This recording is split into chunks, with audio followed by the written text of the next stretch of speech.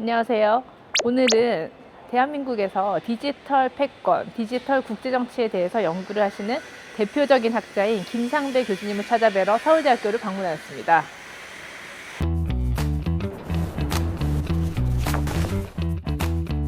네, 안녕하세요. 오늘은 AI와 기술 패권 그리고 네트워크 관련해서 한국에서 국제정치 분야에서 해당 분야에 대해서 오랫동안 연구하시고 또 선도해 오신 김상배 교수님을 찾아뵈러 연구실을 방문했습니다.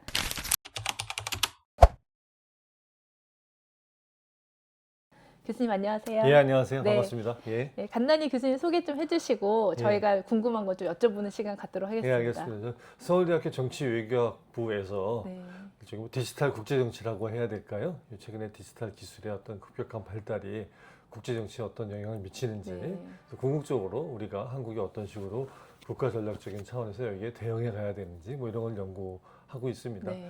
기본적으로 국제정치 학자인데요. 네. 최근에 뭐 디지털 기술, 뭐 반도체나 AI나 이런 디지털 플랫폼이나 뭐 이런 연구를 많이 하게 되네요. 이런 것들이 중요해지다 보니까 국제정치학자가 이런 연구를 해야 되는 세상이 된 그런 것 같습니다. 네, 그래서 교수님께서 방금 설명해 주신 그 설명을 이어받아서 질문을 드리자면 요즘에 이제 AI가 막 등장하면서 세상이 굉장히 빠르게 변하고 사람들이 혼란스럽다 이렇게 얘기를 하는데 결국 이 AI가 세계의 질서까지도 변화시키는 단계에 왔다고 저희가 보면 될까요? 그렇게들 많이 평가하시는 것 같아요. 네. 일단 뭐 AI가 그냥 AI라는 기술 그 자체만이 아니라 국제정치학자의 눈에서 봤을 때는 중에 권력의 어떤 담지체, 파워의 핵심이라고 할 수 있는 거여서 그걸 둘러싸고 벌어지고 있는 국가 간의 또는 다양한 행위자들 간의 경쟁이라고 하는 것이 그것들이 형성하게 되는 질서의 모습까지도 바꾸게 될 거라는 전망들을 많이 하고 있는 것 같습니다. 사실 뭐 이런 양상은 AI에서만 그런 게 아니라 지난 근대 산업혁명 이후에 그 해당되는 시기에 굉장히 중요했던 기술들, 그걸 이제 리딩 섹터의 네. 기술이라 그러는데 그 분야의 기술을 둘러싸고 국제정치적으로 주요 행위자들이 벌였던 경쟁들이 되게 중요하게 인식되었고요.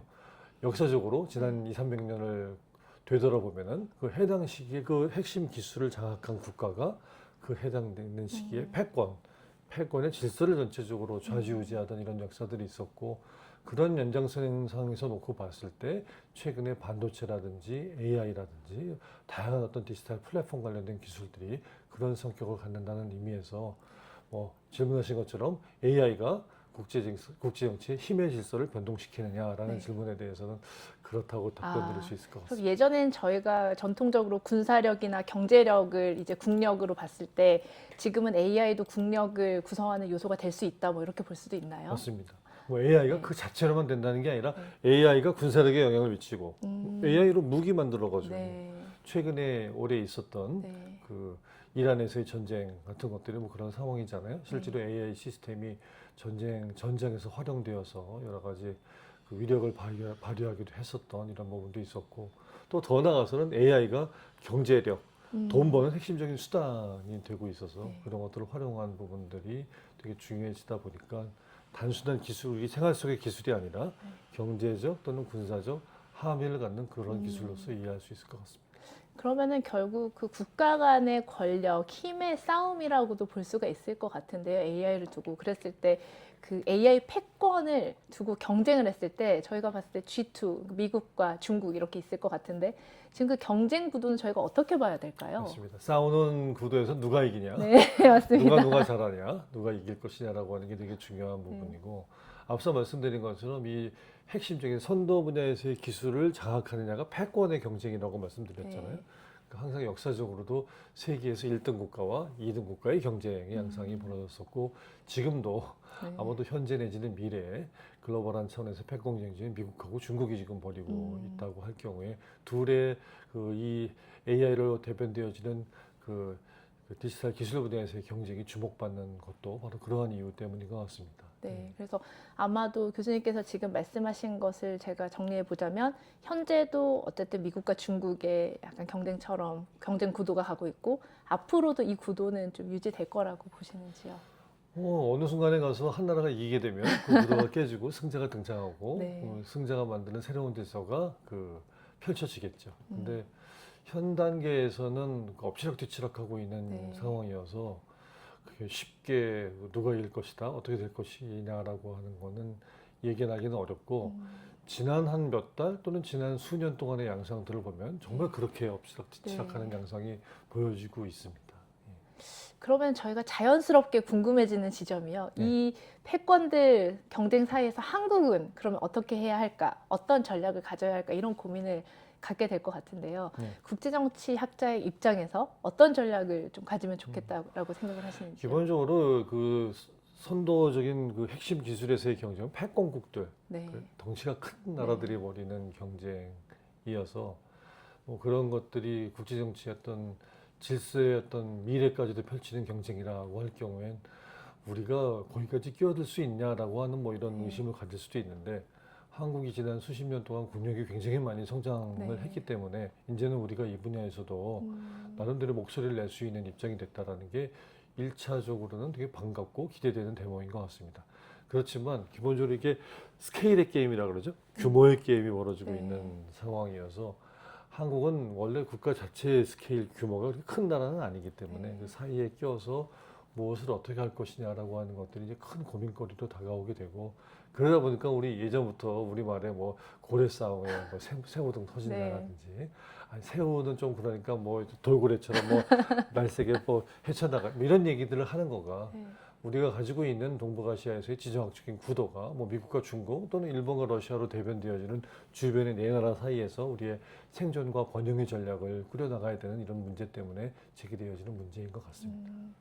그러면은 제가 한 가지 질문을 추가로 드리자면은 전통적인 그런 군사력이나 경제력으로 경쟁했을 때의 한국의 그 상대적인 유리한 그 위치 비교했을 때 AI가 지금 패권이 됐을 때 이제 한국의 상대적으로 유리한 위치 이 둘을 비교했을 때 AI 시대가 좀 더 한국이 유리한 지정학적 상황에 놓여 있다고 볼 수 있나요? 보통 우리가 그런 기대를 많이 갖는 거죠. 네, 그런 기대를 제 갖는 희망사항입니다. 거죠. 네, 맞습니다.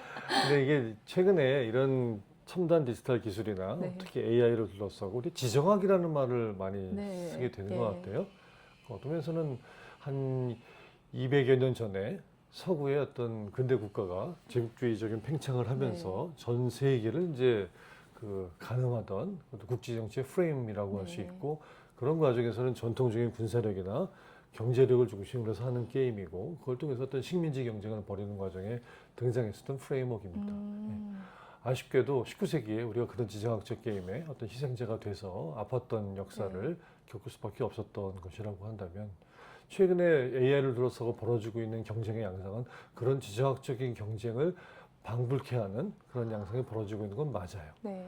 맞긴 맞는데 그렇지만 하나 조심해야 되는 건 우리가 고전적으로 알고 있던 그런 어떤 물질적인 권력을 중심으로 영토적인 게임을 하는 그런 경쟁으로 반도체나 AI나 이런 디지털 플랫폼 네. 같은 것들을 이해할 수 있느냐 완전히 그렇게 할 수는 없는 아, 부분인 것 같습니다. 네. 어떤 면에서는 최근에 벌어지는 경쟁은 영토적인 공간을 넘어서서 글로벌한 차원에서 네. 또 게다가 요새 사이버 스페이스를 매개로 해서 이루어지는 경쟁들이잖아요. 예. 그러다 보니까 탈지정학이라고 해야 되는 경쟁들도 많이 있기 때문에 네. 그런 과정에서 벌어지는 경쟁은 우리가 좀 다른 태도를 가지고서 대응해야 될 필요가 있다라는 거고 학계에서도 그런 네. 면에서 이게 고전적인 지정학하고 구별을 해가지고 지정을 보더라도 복합적으로 보자. 그래서 네. 복합지정학이라는 프레임을 사용하고 있습니다. 저희가 공부해야 될 게 더 늘어났다고 봐야 되겠네요. 예. 네, 그러면은 이렇게 공간도 달라지고 그리고 상황도 달라지는 것처럼 거기에 또 행위자가 저는 달라진다고 저희가 봤습니다. 그래서 예전에는 국가가 주요 이제 행위 주체였다면 국제 정치에서 요즘엔 다양한 빅테크 기업들도 국가 못지않은 권력이나 목소리를 내고 있는 것처럼 보여지는데요. 이 새로운 주체나 권력으로 이 새로운 기업들, 빅테크 기업들이 자리매김할 수 있을까요? 예. 뭐 그거 관련해서는 최근에 가장 큰 화두인 두 기업을 네. 언급하지 않을 수 없을 것 같아요. 하나는 엔비디아, 네. 하나는 엔트로피입니다. 맞습니다. 네. 좀 최근에 엔비디아의 CEO인 젠슨 황 네. CEO가 이제 한국을 방한해가지고 여러 가지 면에서 관심들을 끌고 또 나쁜 세레모니도 좀 한 것 같아요. 네. 쇼맨십이 있는 분이어가지고 그런 과정 속에서 우리에게 던졌던 메시지라는 게 어떤 의미를 갖느냐. 보통 보면 국제정치적으로는 해외 정상의 방안에 주목을 하잖아요. 네, 맞습니다. 뭐 시진핑 예. 또는 뭐 트럼프 대통령의 방안.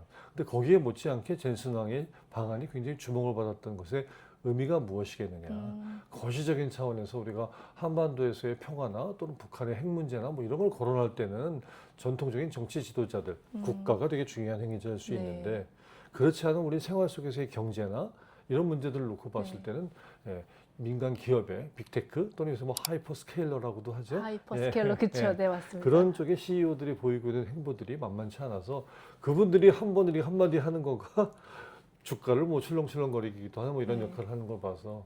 근데 그 엔비디아라는 기업이 뭐냐? 소위 GPU 칩을 만드는 네. AI 반도체를 만드는 기업이고 그 AI 반도체라고 하는 것이 전체적인 디지털 생태계에서 갖는 위치 의미가 크기 때문에 이제 주목하게 되는 것 같습니다. 한 가지만 제가 더 보태면 이제 엔트로픽이라고 하는 네. 회사입니다. 요새 AI 모델 중에 클로드, 뭐 미토스, 네. 뭐 페이블 뭐 이런 것들이 지금 화두가 되어지고 있는데요. 그런 그 AI 모델이 우리 일상생활도 많이 바꾸지만 또 어떤 면에서는 우리가 사용하고 있는 시스템의 보안 문제에도 굉장히 큰 문제 제기를 하고 있습니다. 게다가 또 전쟁 과정에 이게 활용되어지게 되면서 네. 논란거리가 됐었던 거고 이게 이제 2026년 들어서 베네수엘라에 대한 미국의 침공이라든지 또는 이란에서의 전쟁 같은 걸 통해서 드러났던 바가 있어요. 근데 이런 과정에서 우리가 흥미롭게 좀 주목하고 있는 거가 뭐냐면 예전 같았으면 국가가 전쟁을 수행하기 위해서 민간 기업의 기술을 가져다가 뭐 무기를 쓰든 시스템을 네. 만들든 뭐 이런 식의 시스템의 문제였는데 최근에 엔트로픽이 베네수엘라에서 미 국방부가 자신의 AI 모델을 그 군사적으로 활용하는 걸 보고 그건 좀 곤란하다. 두 가지 원칙을 얘기했죠. 네. 하나는 정치적으로 지나친 감시를 하는데 우리 기술 쓰지 마라. 두 번째는 이게 AI가 인간의 판단을 넘어서서 살상하는 데 쓰이는 건 안 되겠다라고 하는 얘기가 되면서 엔트로픽과 미 국방부 사이에 굉장히 논란거리가 되었던 적이 있습니다.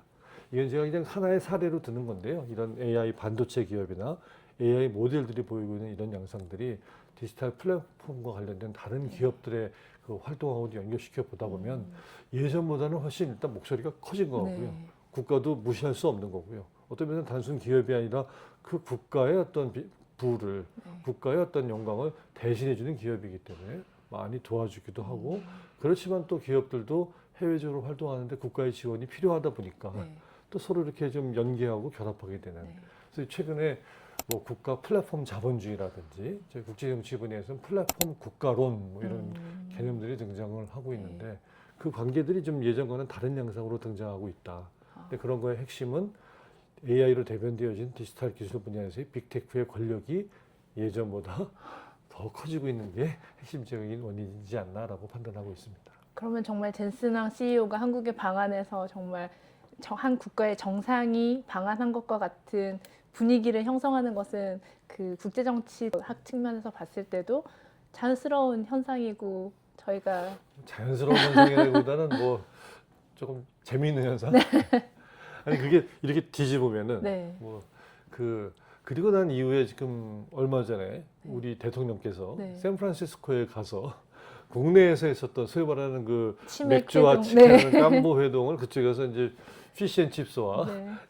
병맥주를 마시면서 네. 하셨잖아요. 네. 그럼 거기 가서 하는 거의 의미가 아니 어떤 면에서는 해외 국가 정상이 아니라 네.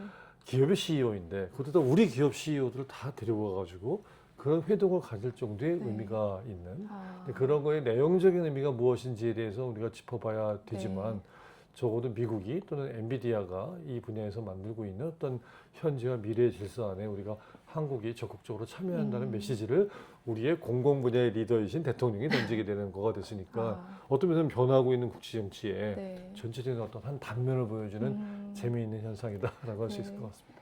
그래서 사실은 저희 같은 일반 사람들이 봤을 때는 이 AI나 기술 플랫폼의 등장이 사회나 개인의 삶을 굉장히 급속도로 변화시키고 있다라는 느낌이 드는데요. 국제정치학자의 측면에서 봤을 때 앞으로는 또 어떻게 변화할 것 같고 또 어떤 변화의 속도를 보여줄 것 같다고 보십니까, 교수님? 뭐 이해하기 쉽게 그냥 단정적으로 네. 말씀드리면 이 AI 게임에 잘 올라탄 나라는 1등 국가로 살아남는 거고요. 아, 그렇지 못한 국가는 네. 이제 또 그 다음 아래층의 국가로 이렇게 그 전락할 수밖에 없다라는 전망이 나올 정도로. 네. 근데 여기서 말씀드리고 아까도 제가 말씀드렸지만 AI만 그 중에서 그런 게 아니라 AI가 다른 분야들하고 연결되어 있으면서 미래의 국가 권력 또는 어떤 국력이라고 하는 것들을 좌우하는 하나의 잣대라고 할까요? 그런 의미를 갖기 때문인 것 같습니다. 그래서 어떻게 보면 AI 모델 그 자체를 갖고 있냐 아니냐 중요한 게 아니라 네. 사실은 그런 AI 모델을 개발할 수 있는 기술 역량이 있느냐, 네. 그리고 뒷받침해주는 정책과 제도의 환경이 제대로 갖춰져 있느냐. 더 나아가서는 그게 하나의 아이템만 만드는 게 아니라 전체적인 생태계의 표준화에 또 우리가 참여해서 뭘 할 수 있냐, 뭐 이런 게 되게 중요한 거 아니겠어요? 그런 부분이어서 어떤 면에서는 강대국의 빅테크 기업들이 주도해가고 있는 이런 AI의 국제 질서에 한국이 적극적으로 그걸 판단해가지고서 그 참여를 해야 되고, 또 나름대로 역량도 좀 있다고 평가하는 거고요. 네. 뭐 거기서 우리가 자주적인 어떤 기술 역량들을 갖추는 건 필요하다. 예. 최근에 소버린 AI라고 네. AI의 주권에 대한 얘기 많이 하는 네. 것도 이런 맥락이라고 할 수 있겠습니다. 그러면 그 한 가지 마지막으로 질문드리자면 그 소버린 AI 측면에서 한국은 지금 어느 정도 와 있다고 교수님 평가하십니까? 열심히 하고 있습니다. 네, 열심히 네. 하고 있어서 뭐 마무리하는 말씀으로는 네. 제가 드리고 싶은 거는, 그럼 우리가 AI 분야의 국가 전략을 어떻게 가져갈 거냐라고 네. 하는 건데요. 제가 이제 뭐 학교에서도 강의도 하고 뭐 어려운 얘기를 쉽게 푸는 게 또 교수의 또 임무라고 생각을 해서 한 3가지 정도로 정리를 해가지고 한국의 국가 전략에 대한 얘기를 하고 네. 있어요. 첫 번째는 독시입니다. 독시. 독시. 시라는 건 시대라는 소리고 네. 시대의 흐름을 읽는, 시대의 음. 흐름을 읽는, 국제 정치의 정세를 읽는 뭐 이런 파트 부분이고요. 네. 두 번째는 자아강입니다. 스스로 힘을 기르자라는 것이고요. 세 번째는 용세입니다. 세력을 네. 활용하자라고 하는 3가지가 중요해서 어떤 면에서는 뭐 국제 정치의 핵심적인 아이템이라고 할 수도 있는데요. 1차적으로는 우리가 소브린 AI를 얘기할 수밖에 없게 되는 세상의 변화가 무엇인지 그 상황을 전체적으로 파악하고 그 상황 속에서 우리가 어떤 위치를 차지해야 되는 건지, 그리고 무슨 역할을 해야 되는지를 읽어내는 그런 것들이 되게 중요하다. 소브린 AI를 얘기하는데 문 걸어 잠그고 우리끼리만 모델 개발해서 우리만 쓰는 걸 만들자라고 하는 세상은 아닙니다. 예. 세상하고 연결되어 있는 개방적인 어떤 그런 주권의 마인드를 네. 가지고 문제를 대해야 되고요. 그렇지만 적어도 이런 걸 우리가 스스로 끌어나갈 수 있는 역량을 가지고 종속되지는 말자라고 하는 그런 어떤 네. 시대적인 인식이라는 게 되게 중요하고, 그런 걸 뒷받침할 수 있는 역량의 개발이 필요하다라는 거죠. 그래서 최근에 지난 한 1년여 동안 국내에서 강조하고 있는 소브린 AI는 우리 파운데이션 모델이라고 그러죠. 네. 최상급 모델을 네. 개발하는 몇몇 행위자들을 우리가 길러내는 쪽에 초점을 두었다면, 최근에 말씀드린 게 소브린 AI들이 2.0 버전에 대한 얘기를 하고 있습니다. 예. 오히려 그렇게 만들어낸 AI를 어디다 적용할 거냐. 여태까지는 단순히 기술과 산업의 문제였는데 최근에는 안보, 국방, 외교의 이슈로 또 소브린티에 대한 네. 얘기를 좀 하고 있는 상황이고, AI만 갖고 되는 게 아니잖아요. AI에는 반도체도 있어야 되고, 그걸 만드는 데이터 AI, 네. 데이터 센터도 있어야 되고, 전력 시스템도 있어요. 등등등에 해당되는 것들을 다 갖추는, 그래서 좀 더 폭넓게 보는 우리의 스스로의 능력을 갖추자라고 하는 얘기가 나오고 있습니다. 이게 자강의 파트라고 한다면, 제가 말씀드리고 싶은 3번째는 용세입니다. 예. 나만 잘한다고 되는 세상이 네. 아니거든요. 특히나 우리는 주변의 미중일로 네 나라 사이에서 네. 부대끼는 이런 식의 지정학적인 위치를 차지하고 있기 때문에 그 나라들하고의 관계 속에서 어떤 면에서는 편승도 하고 또는 뭐 관리도 하고 그걸 엮어가지고서 네트워크도 엮어낼 수 있는 그런 마인드의 발상들이 필요하고, 그런 과정에서 우리가 무시당하지 않는, 대체할 수 없는 뭐 이런 행위자로서 자리매김을 해가면서 또 우리가 잘하고 있는 아이템들, 우리가 잘하고 있는 아이템들이 있잖아요. 네. 지난 20, 30년을 되돌아보다 보면은 그런 것들에 대한 얘기 많이 하시고, 그래도 적어도 그런 거를 손 놓지 않고 열심히 했었던 거가 우리가 지금 1등은 할 수 없을지 몰라요. 예. 그렇지만 적어도 선도 그룹과 같은 그룹으로 우리가 이런 걸 꾸려나가려는 노력들을 했었고, 근데 그런 개입이 혼자 힘만 길러서는 안 되는 것이고, 미국하고의 동맹의 관계, 중국하고의 협력이라든지, 또 어떤 면에서 일본하고도 최근에 협력에 대한 얘기를 많이 하고 있고, 뭐 러시아도 먼 나라 같긴 하지만 되게 우리에겐 중요한 나라입니다. 그들의 관계를 잘 슬기롭게 헤쳐나가는 어떤 네트워크 마인드라고 할까요? 뭐 네. 이런 것들이 필요하다. 그런 과정 속에서 소버린 AI라고 하는 우리 어떤 AI 전략의 하나의 어떤 모토 내지는 담론이라고 할 수 있는데, 그런 것들을 추구해보는 것은 현 단계에서 굉장히 의미가 있다라고 생각합니다. 교수님이랑 오늘 이렇게 짧게나마 좀 말씀을 들어보니까 좀 지정학적으로 이렇게 말씀드리면 혼날까요? 이 주변 상황이 어떻게 바뀌고 우리가 거기서 어떻게 대한민국이 나아가고 살아가야 할지가 어느 정도는 좀 보였던 것 같습니다. 그래서 바쁘신 중에 오늘 시간 내주셔서 정말 감사합니다. 네, 예, 감사합니다. 도움이 되셨으면 좋겠네요. 네, 예, 감사합니다. 네.